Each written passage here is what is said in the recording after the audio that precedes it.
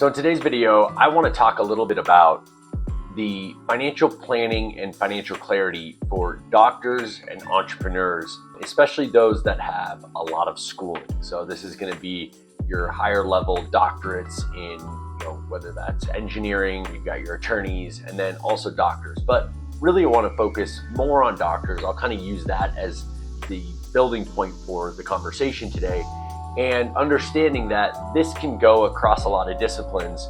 And what has transpired is over the last several months, I've had a number of conversations with doctors, with attorneys, and with those higher level education doctorates that aren't necessarily in the medical field, where for a long time they were in school. So much of their 20s, and sometimes for those orthopedic surgeons, those more specialty types of doctors, even into their 30s, they were working, or they were getting the training, or they were in school. And that didn't allow them to have an ordinary path through which a lot of people get their first job out of college, then they get promoted, and then they move up the ladder, so to speak. And through that process, they can build a nice, strong financial foundation. And with a lot of these doctors, they're going through anywhere between 10 and 15 years of schooling. If you include your undergraduate to going through all the medical training, medical school, your fellowships, and then getting into some of those more specialty-like type of positions, whether that's a surgeon or that is a cancer specialist or something like that. And with that, during that period of time, they're working their butts off, but they're not being compensated. In fact, the conversation recently that I had, one doctor was telling me she was an anesthesiologist and her husband is a surgeon. And if you kind of add up all their time and all the efforts and the commitments that they had, they got paid less than minimum wage for a huge part of their career. Yeah, sure, they were decently compensated, but the amount of work that they were putting in. And oh, by the way, along that journey, they got married, they wanted to buy a house, they had kids. And so there's a lot of things that are happening, and that can be a little bit hard. So you can start to see and look at what your peers are doing and kind of feel a little bit left behind. So for me, and what I want to get out of this conversation today, is creating clarity for those doctors, for those folks that feel like maybe they're a little bit behind the eight ball, and they've been doing a lot of things to build up to this point, but they're maybe starting a little bit late. First, take stock in what you have right now. So instead of comparing yourself to maybe your peer group, start to look at all the things that you've done so far, the efforts that you put in, the accomplishments that you've made. Because if you have gratitude and you are thankful for those things, then that shifts that energy from feeling that you're behind, or that you're not comparing the same way that maybe somebody else that had more of a traditional financial or career path got to this point. So that's the first. But the other side of it is I break it up into kind of three core areas. The first is going to be that early phase. So for a lot of doctors, they're going to be taking on a lot of debt. This also goes with attorneys as well. Going into medical school or going into law school, this is going to create, and if they didn't already have some debt from their bachelor's degree or their undergraduate, now they're likely have some sort of a debt situation where they're borrowing money in order to pay for those, so that student loan. So that early phase is really understanding the debt management, taking stock of everything that you have as far as the financial liabilities. So you start to build that balance sheet. And what's interesting is with a lot of those student loans, they're going to be done quarter or semester by semester. So you're going to have a lot of different tranches of borrowed money that have different terms, different interest rates, different payoff structures, and they might be to many different institutions. So that's something that you really need to understand, is what is the different payoffs? What's the balance of those? Because a lot of times we just aggregate them and put them all into one lump sum and say, I have $200,000 of debt and the average interest rate is 6.5%, whatever the number is. But the reality is that's going to be broken up. And so what can you do from a debt management perspective to essentially look at that, evaluate all the different tranches, and pay off either the smallest balances first or the highest interest rate? So there's some strategies that we can implement to basically mitigate some of those debt payments and or the payoff strategy, that we can accelerate that. So that would be the first thing, is the debt management piece, building a strategy around how you pay those dollars off. Because once you start, really making that full steam ahead, you have an opportunity to, really pay back the loans, and you can do it pretty aggressively if you do it right. And that leads me to my second point here, is cash management.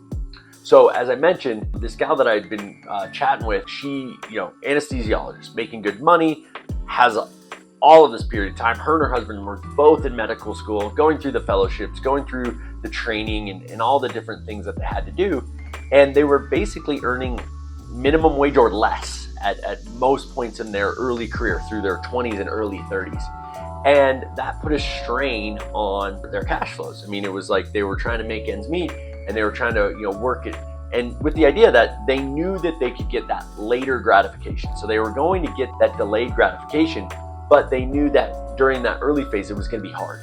And then there's a tendency with a lot of folks that go from really having a hard time where they're, doing the ramen noodles type of budgeting, to all of a sudden making really good money, and things can get a little bit crazy. I've talked about this in other videos and other blogs, where we call it lifestyle creep. Well, doctors are uniquely situated where lifestyle creep can happen really quickly. Where one year you're making very minimal amount of money, and then the next year you're making $300,000, $400,000, $500,000 or more in your career path. And so that's really an interesting and unique position, because you go from, again, a small salary or small income to a much larger income, and you can have that feeling of being wealthy or rich, which can then kind of spiral if you're not careful. So using that cash management strategy and cash flow strategy around, okay, well, what's important? This is where we start to go back to, okay, how do we pay off those debts quickly? What's the strategy around that? Maybe there's some other things that are happening in your life, but you can do it in a way that doesn't necessarily bite off more than you can chew. You can start to meter that in. And this is, again, where having the help and guidance of a financial advisor, some professional, can give you some guidance on how that works. Because if you've been a doctor, or you've been training to be a doctor for a very long time, guess what? My sense is that you likely don't have or didn't have the bandwidth to be learning some of the other skills, which is, some basic financial literacy things, or investing, stock market stuff, bonds, and personal finance. So this is where hiring an advisor early can be hugely beneficial, rather than waiting till later when you've already made the money, and now you've got to kind of make up for some lost time, whether that's good investments or maybe covering up bad investments. So that's a big piece, is the cash flow management. And then finally, protect what you have. So if you've worked your butt off, you've done so much, now you've got to think about risk management. And I mean this from protecting the intellectual value that you provide. So this is having strong disability policy in place, protecting that income. If something were to happen to you, what happens if you're a surgeon and you get in a ski accident and break a hand? What does that do to your ability to do surgery? So having the correct disability plan or a critical illness plan. This is really big for a lot of folks that get some sort of a cancer diagnosis. Working with a client here recently, she had a critical illness policy, this ancillary benefit that she gets through her employer. You can also do it individually, but that had provided a really significant amount of money, direct payment to her, to withstand and take on some of the out-of-pocket expenses. So again, when we're thinking about being a doctor, how do you protect some of those things? And then finally, we want to look at like life insurance, okay? So if something were to happen now that you got to this point in life, all right, what happens if you die? Now, of course, that's terrible. There was a book I read recently where a doctor, work, and then in his late 30s, early 40s, he ended up dying. That's a really important thing to have, that the death benefit for your family before it's too late. So you can do it now. You can build a policy. So as a young person, maybe let's say you're 30, 35, 40, in that range, you can really build into a policy that might be a little bit too big for you today, but knowing that you have a high income possibility down the road, you could get a death benefit that would fit you, that you can kind of grow into down the road. So protect what you have. The middle phase. So now that you've kind of gotten the financial stuff, the foundational stuff built in, now what's next? What do you need to be doing next? So this is where we start to think about investing. So I talked about the debt management, getting rid of that in the early phase or that first phase.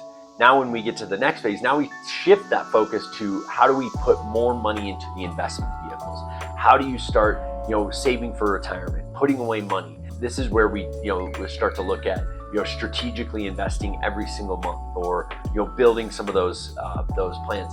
With a lot of doctors, they're oftentimes joining a doctor's group. So I'll use an orthopedic surgeon as an example. They'll oftentimes be joining an orthopedic surgery practice that they can then be kind of a partner or owner or buy into something like that. And how does that work? So that's another phase of kind of the next realm of things.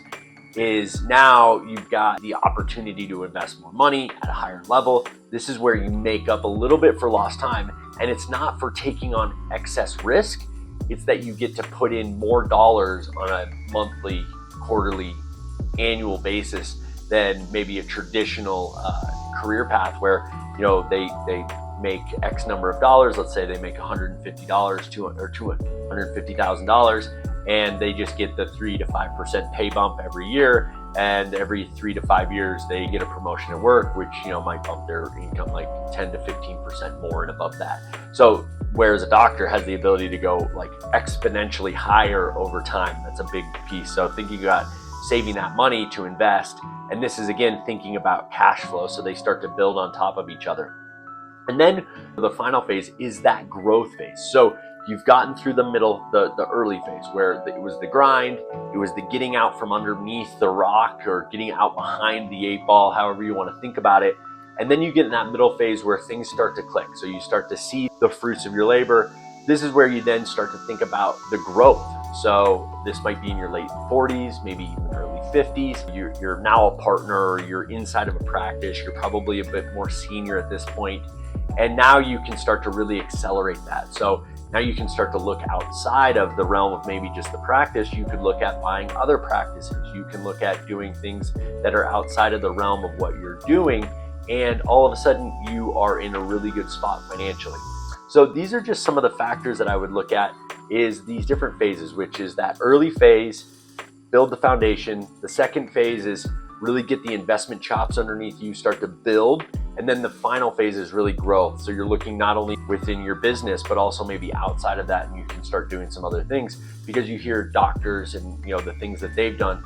And oftentimes we focus our efforts on their latter part of their career where they've done really well, not those early phases of their career. So when we start to think about that. So in the end, with those folks that have that delayed gratification for building wealth, this is for those doctors, those attorneys, those higher level types of career paths that require more schooling.